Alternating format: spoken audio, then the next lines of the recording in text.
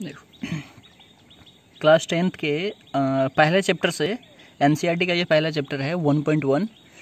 इसका question number 2 मैं आपको अभी बताऊंगा।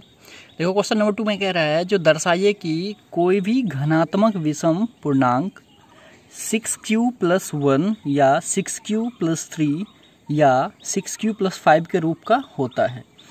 अगर इंग्लिश में बताऊँ मैं तो इंग्लिश में ऐसा है, जो show that any positive odd integer is of the form 6q+1 और 6q+3 और 6q+5 where q is some integer. मैं बताता हूँ इस सवाल को करने का मेनली यही तरीका है जो हम यूक्लिड एल्गोरिथम के मेथड से करते हैं, जो आपको पता होगा।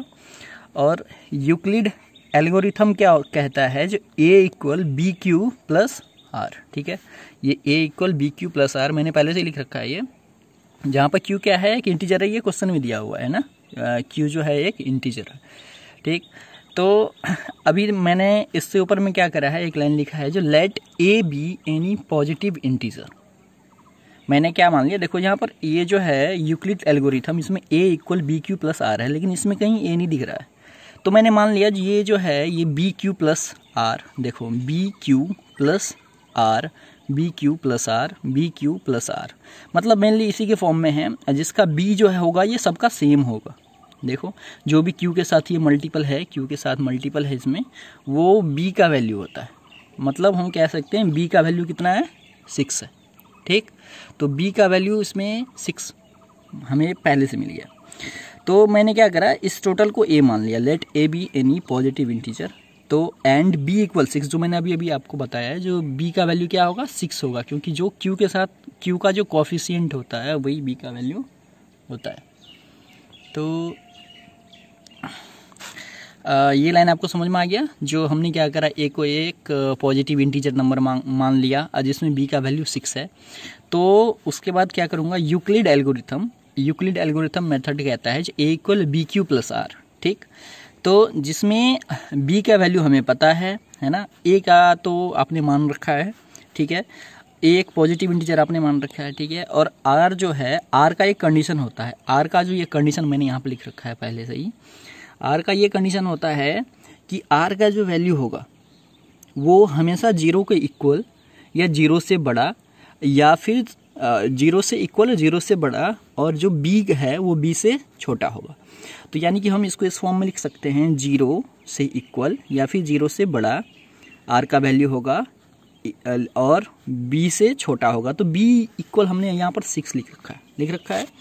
तो यहाँ से अगर मैं फाइंड आउट करूँ तो यहाँ से मुझे r का वैल्यू कितना निकल जाएगा, देखो r = आ गया 0 सबसे पहले, क्योंकि 0 के इक्वल है तो 0 आ गया, 1 आ गया, 2 आ गया, 3 आ गया, 4 आ गया और 5 आ गया। 6 नहीं होगा क्योंकि इसमें इक्वल नहीं लगा हुआ। मतलब कह रहा है जो 0 से बड़ा, 0 के इक्वल और 6 से छोटा, तो 6 से छोटा 5 तो होगा, ठीक है। बस अगर इतनी सी बात समझ में आ गई ना, तो आगे सवाल में कुछ भी नहीं है, बहुत ही सिंपल सा सवाल है। अब देखो, अब मैं क्या करूँगा, अब जो ये जो लिखा है मैंने, ये यूक्लिड एल्गोरिथम, इसमें मैं बार बार r का वैल्यू और b का वैल्यू पुट कर दूंगा। तो सवाल जो है ये इस फॉर्म में आ जाएगा। सवाल में क्या कह रहा है, कोई भी पॉजिटिव घनात्मक विषम पूर्णांक होता है वो 6q+1, ठीक, 6q+3 6q+5 के रूप में होता है। तो मतलब मेनली हमें इसे सॉल्व करके 6q+1 6q+3 और 6q+5 के फॉर्म में लिखना है, ठीक है। तो आ जाते हैं हम यहाँ पर, वेयर सबसे पहले मैं क्या करूँगा, r = 0 कर लूँगा। तो अगर r = मैंने 0 कर दिया तो यहाँ से a का वैल्यू कितना निकल जाएगा, आप खुद देख लो। a का वैल्यू कितना आ जाएगा, देखो bq, तो b का वैल्यू 6 है, ठीक, b का वैल्यू 6 है और 6q, ठीक, और प्लस r का वैल्यू, q तो एक इंटीजर है ना, तो इसका तो कुछ वैल्यू होगा नहीं, ठीक है। और a को हमने ऑलरेडी इंटीजर मान रखा है, पॉजिटिव इंटीजर, तो इसलिए इसका भी वैल्यू अभी इसमें कुछ नहीं होगा।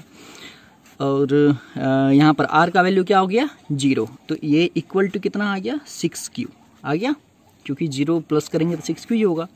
अब देखो सिमिलरली r = हमने 1 मान लिया, तो a = कितना आ जाएगा, 6q+1, ठीक है। फाइनल आंसर हमारा यही हो गया।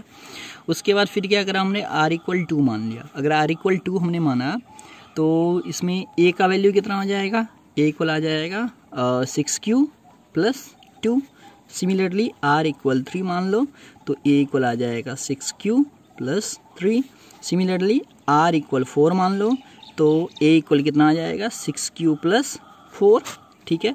और r इक्वल 5 कर लो तो a का वैल्यू आ जाएगा क्या 6q प्लस 5। अब देखो हम थोड़ा सा सवाल देखते हैं। अब सवाल में क्या कह रहा है कि घनात्मक विषम पूर्णांक, इंग्लिश में अगर मैं कहूँ तो ये ऑड इंटीजर। तो ऑड नंबर आपको पता है, ऑड नंबर क्या क्या होता है, जो ऑड नंबर होता है वो क्या होता है, ऑड नंबर होता है 1 होता है, 3 होता है, 5 होता है ना, 7 होता है, ये होता है। तो इसमें अगर देखो सवाल में तो ये देखो, एक ये रहा 1, ये रहा 3 और ये रहा 5। तो आप ध्यान से देखो सवाल में हमें यही करना था, 6q प्लस 1, 6q प्लस 1, ठीक। फिर 6q प्लस 3 है, 6q प्लस 5 है, 6q प्लस 3 और 6q प्लस 5, 6q प्लस 5, यही करना है हमें, ठीक है। तो अब यहाँ पर हम लिख देंगे क्या, हेंस, बस ये वाला जो सवाल है यहाँ पर हम लिख दो, जो any positive odd integer, any, यहाँ पर लिख देंगे हम क्या, any positive odd integer, any positive or odd integer is of the form of 6q plus 1 और 6q plus 3 और 6q plus 5। हो गया हमारा सवाल खत्म, ठीक है। तो अब अगले सवाल लेकर के मैं अगले वीडियो में आऊँगा, ठीक है।